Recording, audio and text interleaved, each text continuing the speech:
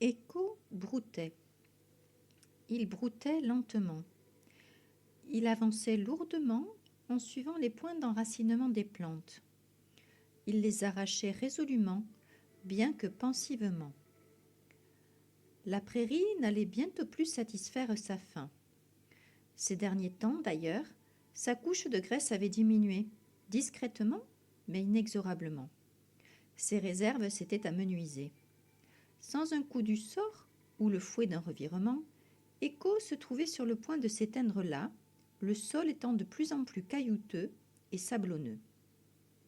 Il faisait des siestes fréquentes, mais dormait mal. Il se tournait et retournait, et il soulevait des nuages de particules qui flottaient alors tout autour de lui, comme des bribes de rêve ou des échantillons d'images. Il paraît qu'il voyait sa grand-mère, Sirène, tenant tout près d'elle son enfant. Avec tendresse, elle lui chantait nostalgique le destin de ses ancêtres.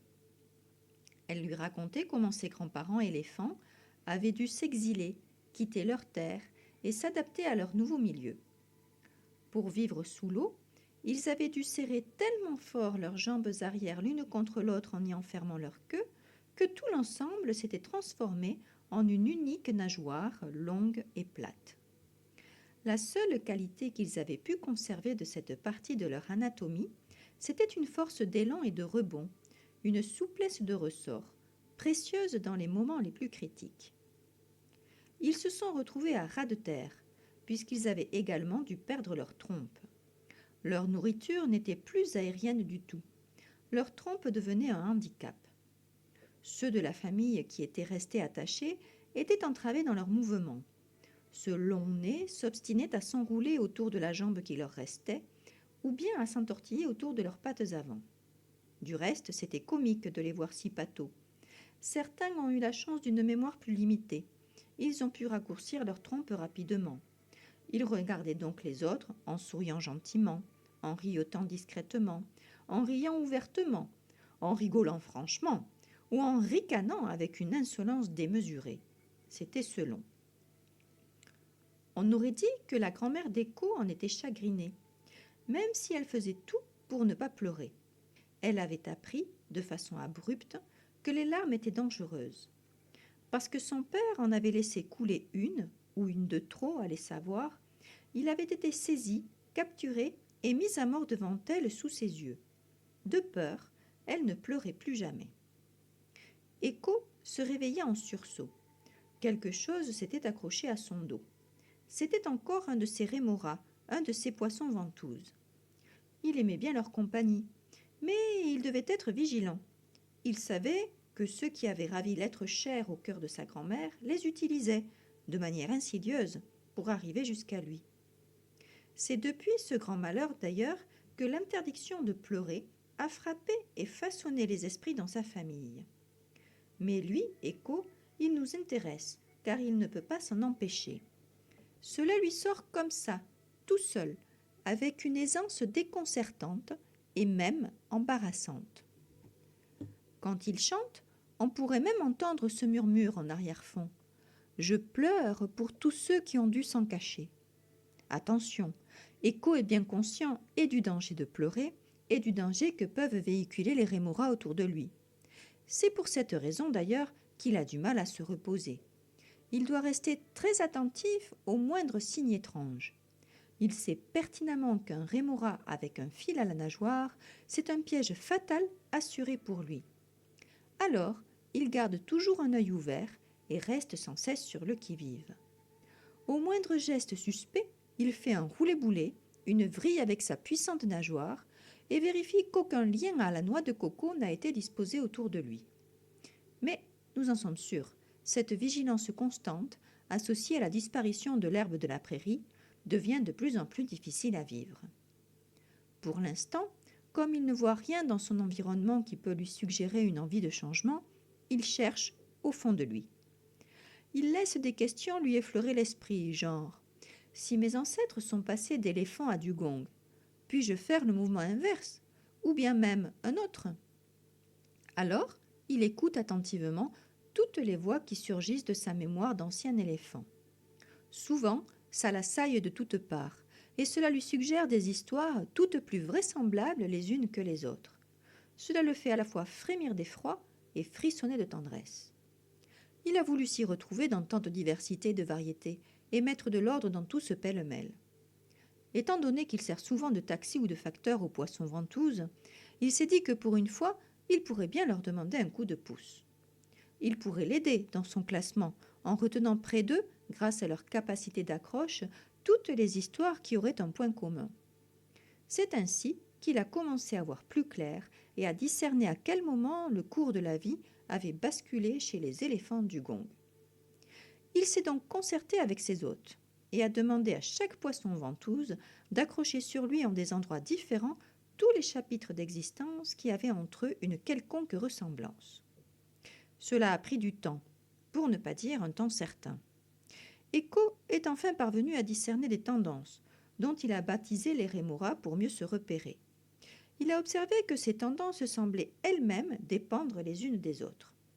Le rémora colère étouffait le rémora chagrin. Le rémora agressé se cachait derrière le rémora attaque. Et le rémora cuirassé en imposait volontiers au rémora retranché. Echo a vu se dessiner sous ses yeux comme l'organisation d'une bataille bien rangée. Une bataille en bonne et due forme. 2 lignes de rémora face à face qui auraient pu jouer aux cartes. Vlan, prends le roi de pique. Eh bien, tiens, voilà l'as de carreau. Jusqu'à épuisement du stock. Enfin, vous devez bien connaître. Echo a paru perplexe et s'est remis à brouter un peu. Il n'avait pas l'air d'avoir trop grand appétit cette fois. C'est vrai que malgré son surnom de vache, il n'en a pas trop l'estomac et n'est pas habitué à ruminer. Il n'en a pas non plus la peau, même si à cause des hélices de bateaux qui sillonnent désormais les océans de plus en plus souvent, il a dû s'endurcir de quelques cicatrices. Echo s'est bien rendu compte qu'une inégalité de force avait été à l'origine de la suradaptation de ses ancêtres éléphants, que face au déferlement inattendu des hostilités, il n'avait eu d'autre possibilité que de se transformer et de s'éloigner, pour vivre quelque temps en paix et dans une relative sécurité. Là, le défi lui est apparu soudain grand, énorme, insurmontable presque. Tel que les choses s'esquissaient devant lui, il allait devoir changer le cours de l'histoire, à lui tout seul, et au risque qu'elle se répète.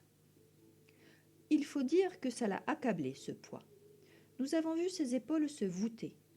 On aurait dit qu'il était envahi par une sorte d'épuisement, car il a sombré dans un sommeil lourd, très lourd. Son corps est resté là, immobile, indifférent aux sollicitations des rémoras. Physiquement affaibli par la disette des mois passés, il a même commencé à dériver lentement, porté par des courants froids, sombres et profonds. Il n'y avait plus que la mélodie lancinante et mélancolique de son souffle pour l'entourer, l'envelopper, l'emmailloter. À le regarder, il ressemblait à sa sirène de grand-mère, dont la réputation, comme vous le savez certainement, n'est plus à faire auprès des capitaines de navires, frégates et autres caravelles. Méfiance, prudence, vigilance, et même rejet et malédiction. Voici ce qu'elle avait fini par inspirer avec la triste beauté de son chant. Echo dort donc profondément, si profondément que son esprit de capitaine semble lui aussi avoir suivi le chant de sa grand-mère. Sans doute s'est-il vu assis tout contre elle, à écouter le destin de ses ancêtres. Malgré son cœur lourd, elle devait garder en elle l'espoir qu'un jour heureux viendrait, un jour où la découverte ne serait plus conquête, mais échange, la cohabitation, partage au lieu de clivage, et le discours ouvert aux voix multiples pour des sonorités colorées et riches en accords. Vu ce qui s'est passé ensuite, la grand-mère a dû se taire et tourner son visage vers Echo en lui disant « Souviens-toi de ton nom et fais-le résonner. » Echo s'est réveillé et a commencé à répéter en boucle « Du gong, du gong, du gong ». Il avait l'air dubitatif, mais absorbé. Tellement absorbé qu'il n'a pas vu s'approcher de lui un être qui lui ressemblait. Le visiteur était un peu plus fin et agile que lui, Il avait la même forme de queue, les mêmes nageoires avant, et un nez, presque un cap. Non, pas une presqu'île, c'était trop terrien. Des yeux pétillants, et vous l'aurez compris, de l'humour, beaucoup d'humour. Il s'est adressé à Écho. « J'ai entendu sonner un gong par ici. C'est toi ?»« Oui, enfin, je crois, c'est mon nom. Je m'appelle Écho du Gong. » Le visiteur a plaisanté. « Ça sonne bien. » Écho, un peu gêné, a répondu. « Et vous, qui êtes-vous ?»« Néo, Néo Dauphin. Je t'ai trouvé grâce à mon sonar. » Et ils n'ont pas pu réprimer un rire complice. « Ça n'a pas l'air d'être la grande forme, Écho. Je me trompe ?» Écho a dû être renvoyé au sort de ses ancêtres, car il est resté silencieux à fixer du regard la prairie presque entièrement désherbée. « Ah, je vois, » a soupiré Néo. Écho a balbutié, timidement. « Je me suis endormi en me demandant ce que je pourrais bien faire. Et dans mon rêve, ma grand-mère est apparue en me disant « Fais résonner ton nom. » J'étais en train d'essayer de comprendre quand tu es arrivé. « Ah, c'est que ça doit fonctionner alors. » On dirait. J'étais juste en train de répéter « du gong, du gong, du gong. » Tu ne le sais donc pas ? Écoute, je vais te partager un secret. Si tu répètes, Néo s'est approché de l'oreille d'Écho, puis s'est éloigné, joyeux, jovial et joueur. Et sire, votre serviteur ne peut pas vous en dire plus. Je n'ai pas pu entendre. Le roi, frustré de ne point avoir le fin mot, manda quérir Écho, vivant.